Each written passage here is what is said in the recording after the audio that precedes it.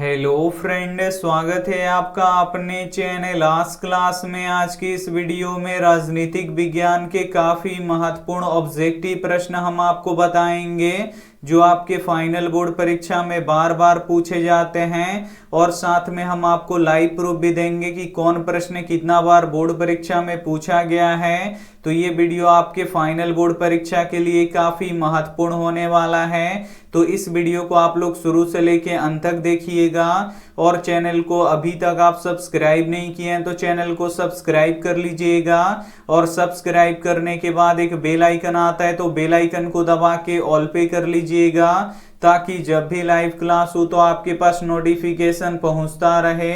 तो आइए शुरू करते हैं पहले नंबर प्रश्न से। तो पहला नंबर प्रश्न है कि राजनीतिक दलों की नींव सर्वप्रथम किस देश में पड़ी। काफी महत्वपूर्ण प्रश्न है, और ये प्रश्न 2011 में, 2016 में, 2018 में और 2018 के कंपार्टमेंट परीक्षा में और 2021 में पूछा गया है। यहाँ पे आपको बताना है कि राजनीतिक दलों की नींव सर्वप्रथम किस देश में पड़ी, तो ब्रिटेन में पड़ी। यहाँ पे ए वाला ऑप्शन बिल्कुल ही सही हो जाएगा। आइए देखते हैं अगला प्रश्न। दो नंबर प्रश्न है कि लोकतंत्र जनता का, जनता द्वारा तथा जनता के लिए शासन है, यह कथन है। और ये प्रश्न 2013 में, 2014 में, 2019 में और 2019 के कंपार्टमेंट परीक्षा में और 2021 में पूछा गया है। यहाँ पे आपको बताना है कि लोकतंत्र जनता का, जनता द्वारा तथा जनता के लिए शासन है, यह कथन किसका है, तो अब्राहम लिंकन का है। इसे आपको याद रखना है। यहाँ पे बी वाला ऑप्शन बिल्कुल ही सही हो जाएगा। आइए देखते हैं अगला प्रश्न। 3 नंबर प्रश्न है कि संघ राज्य की विशेषता नहीं है, और ये प्रश्न 2012 में, 2017 में और 2020 में पूछा गया है। यहाँ पे आपको बताना है कि संघ राज्य की विशेषता नहीं है, तो इकहरी शासन व्यवस्था नहीं है, इसे आपको याद रखना है। यहाँ पे सी वाला ऑप्शन बिल्कुल ही सही हो जाएगा। आइए देखते हैं अगला प्रश्न। 14 नंबर प्रश्न है कि संघ सरकार का उदाहरण है। काफी महत्वपूर्ण प्रश्न है, और ये प्रश्न 2013 में, 2015 में, 2018 में, 2019 में, 2020 में और 2021 में पूछा गया है। ये प्रश्न लगातार पूछा गया है। यहाँ पे आपको बताना है कि संघ सरकार का उदाहरण है तो अमेरिका है, इसे आपको याद रखना है। यहाँ पे ए वाला ऑप्शन बिल्कुल ही सही हो जाएगा। काफी महत्वपूर्ण ऑब्जेक्टिव प्रश्न हम आपको बताएंगे, तो एक भी प्रश्न आप लोग स्किप मत कीजिएगा। वीडियो को प्लीज आप लोग शुरू से लेके अंत तक देखिएगा, और अभी तक आप हमारे व्हाट्सएप ग्रुप में नहीं जुड़े हैं तो ये हमारा व्हाट्सएप नंबर है 8789307304। इस पे आपको बोलना है कि सर हमें ग्रुप में जोड़ दीजिए, तो हम आपको ग्रुप में जोड़ देंगे। आइए देखते हैं अगला प्रश्न।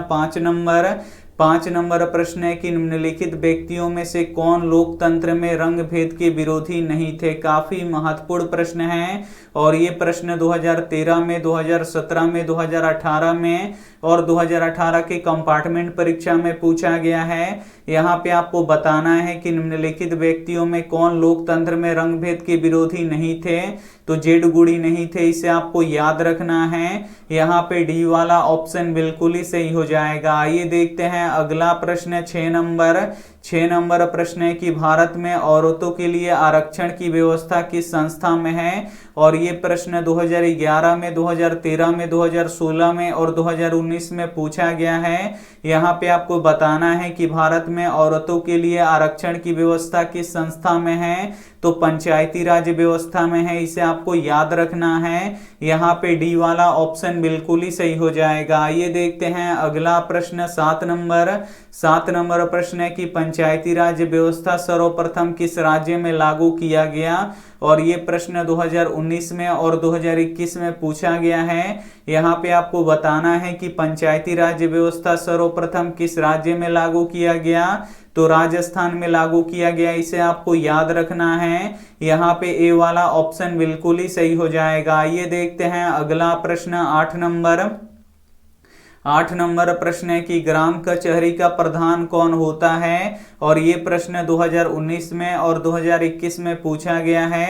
यहाँ पे आपको बताना है कि ग्राम कचहरी का प्रधान कौन होता है, तो सरपंच होता है, इसे आपको याद रखना है। यहाँ पे बी वाला ऑप्शन बिल्कुल ही सही हो जाएगा। आइए देखते हैं अगला प्रश्न 9 नंबर प्रश्न है कि सूचना के अधिकार आंदोलन की शुरुआत कहाँ से हुई, और ये प्रश्न 2011 में और 2016 में पूछा गया है। यहाँ पे आपको बताना है कि सूचना के अधिकार आंदोलन की शुरुआत कहाँ से हुई, तो राजस्थान से हुआ, इसे आपको याद रखना है। यहाँ पे ए वाला ऑप्शन बिल्कुल ही सही हो जाएगा। ये देखते हैं अगला प्रश्न 10 नंबर प्रश्न है कि सूचना के अधिकार संबंधित कानून कब बना, और ये प्रश्न 2019 के प्रथम पाली में, 2019 के द्वितीय पाली में और 2019 के कंपार्टमेंट परीक्षा में और 2021 में पूछा गया है। यहाँ पे आपको बताना है कि सूचना के अधिकार संबंधित कानून कब बना, तो 2005 में बना। यहाँ पे बी वाला ऑप्शन बिल्कुल ही सही हो जाएगा। ये देखते हैं अगला प्रश्न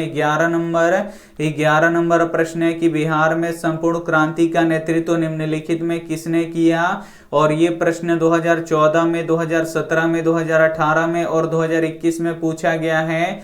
यहाँ पे आपको बताना है कि बिहार में संपूर्ण क्रांति का नेतृत्व किसने किया, तो जयप्रकाश नारायण जी ने किया। यहाँ पे डी वाला ऑप्शन बिल्कुल ही सही हो जाएगा। ये देखते हैं अगला प्रश्न 12 नंबर प्रश्न है कि भारत में 1977 में हुए आम चुनाव में किस पार्टी को बहुमत मिला, और ये प्रश्न 2019 में पूछा गया है। यहाँ पे आपको बताना है कि भारत में 1977 में हुए आम चुनाव में किस पार्टी को बहुमत मिला, तो जनता पार्टी को बहुमत मिला। यहाँ पे बी वाला ऑप्शन बिल्कुल ही सही हो जाएगा। ये देखते हैं अगला प्रश्न 13 नंबर प्रश्न है कि चिपको आंदोलन निम्न में से किससे संबंधित है, और ये प्रश्न 2017 में और 2018 में पूछा गया है। यहाँ पे आपको बताना है कि चिपको आंदोलन किससे संबंधित है, तो पेड़ काटने की विरोध से है, इसे आपको याद रखना है। यहाँ पे ए वाला ऑप्शन बिल्कुल ही सही हो जाएगा। ये देखते हैं अगला प्रश्न 14 नंबर प्रश्न है कि भारत में किस प्रकार की शासन प्रणाली है, और ये प्रश्न 2020 में और 2021 में पूछा गया है। यहाँ पे आपको बताना है कि भारत में किस प्रकार की शासन प्रणाली है, तो संघीय और संसदीय है, इसे आपको याद रखना है। यहाँ पे बी वाला ऑप्शन बिल्कुल ही सही हो जाएगा। ये देखते हैं अगला प्रश्न 15 नंबर प्रश्न है कि बिहार में पंचायती राज व्यवस्था का कार्यकाल है, और ये प्रश्न 2020 में और 2021 में पूछा गया है। यहाँ पे आपको बताना है कि बिहार में पंचायती राज व्यवस्था का कार्यकाल है, तो 5 वर्षों का होता है, इसे आपको याद रखना है। यहाँ पे बी वाला ऑप्शन बिल्कुल ही सही हो जाएगा। ये देखते हैं अगला प्रश्न 16 नंबर प्रश्न है कि पटना नगर निगम के प्रधान को क्या कहा जाता है, और ये प्रश्न 2020 में पूछा गया है। यहाँ पे आपको बताना है कि पटना नगर निगम के प्रधान को क्या कहा जाता है, तो महापौर कहा जाता है, इसे आपको याद रखना है। यहाँ पे ए वाला ऑप्शन बिल्कुल ही सही हो जाएगा। ये देखते हैं अगला प्रश्न 17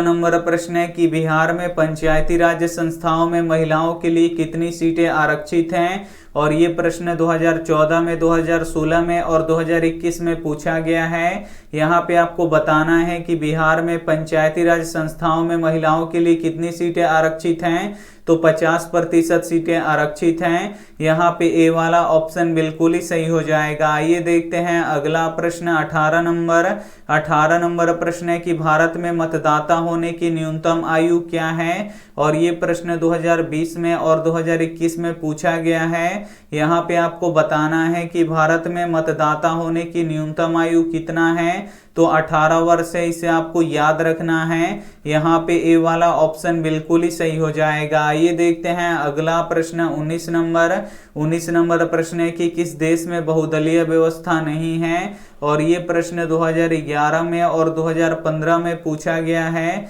यहाँ पे आपको बताना है कि किस देश में बहुदलीय व्यवस्था नहीं है, तो ब्रिटेन में नहीं है, इसे आपको याद रखना है। यहाँ पे डी वाला ऑप्शन बिल्कुल ही सही हो जाएगा। ये देखते हैं अगला प्रश्न 20 20 नंबर प्रश्न है कि गठबंधन सरकार बनाने की संभावना किस प्रकार की दलीय व्यवस्था में होती है, और ये प्रश्न 2016 में, 2018 में और 2021 में पूछा गया है। यहाँ पे आपको बताना है कि गठबंधन सरकार बनाने की संभावना किस प्रकार की दलीय व्यवस्था में होती है, तो बहुदलीय व्यवस्था में होती है, इसे आपको याद रखना है। यहाँ पे सी वाला ऑप्शन बिल्कुल ही सही हो जाएगा। आइए देखते हैं अगला प्रश्न 21 नंबर प्रश्न है कि दल बदल कानून निम्नलिखित में किस पर लागू होता है, और ये प्रश्न 2018 में और 2020 में पूछा गया है।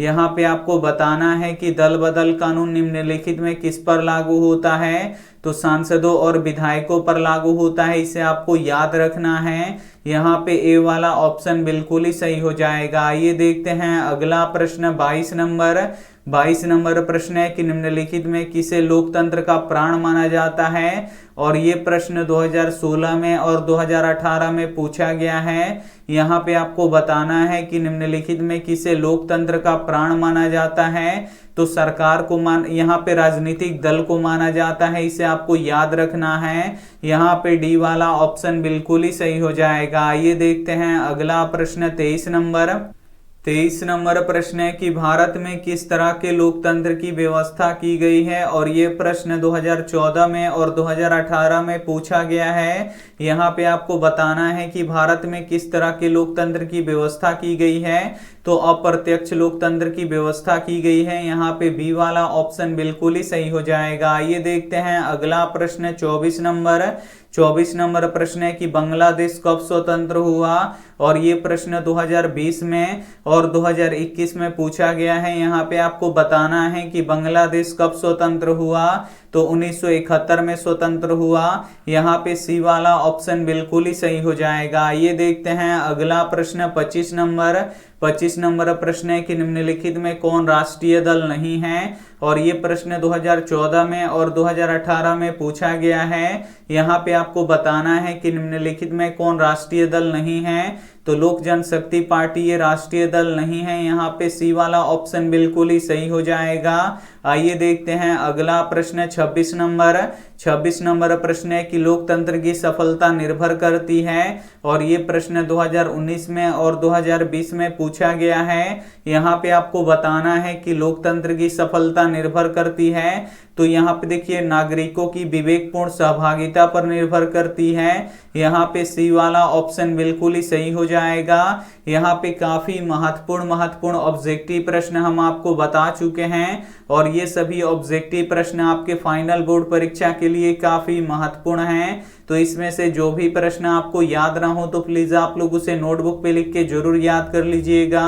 और वीडियो को अभी तक आप लाइक नहीं किए तो प्लीज आप लोग वीडियो को लाइक कीजिएगा, अपने दोस्तों के पास इस वीडियो को जरूर शेयर कीजिएगा, और चैनल को अभी तक आप सब्सक्राइब नहीं किए हैं तो चैनल को सब्सक्राइब कर लीजिएगा। Thank you for watching. मिलते हैं अगले वीडियो में, तब तक अपना ध्यान रखिए। अब अगला क्लास सुबह 5:30 बजे होगा, तो सुबह 5:30 बजे आप हमसे जरूर जुड़िएगा। Thank you for watching. मिलते हैं अगले वीडियो में, तब तक अपना ध्यान रखिए, मन लगा के पढ़ाई कीजिए। Take care and bye.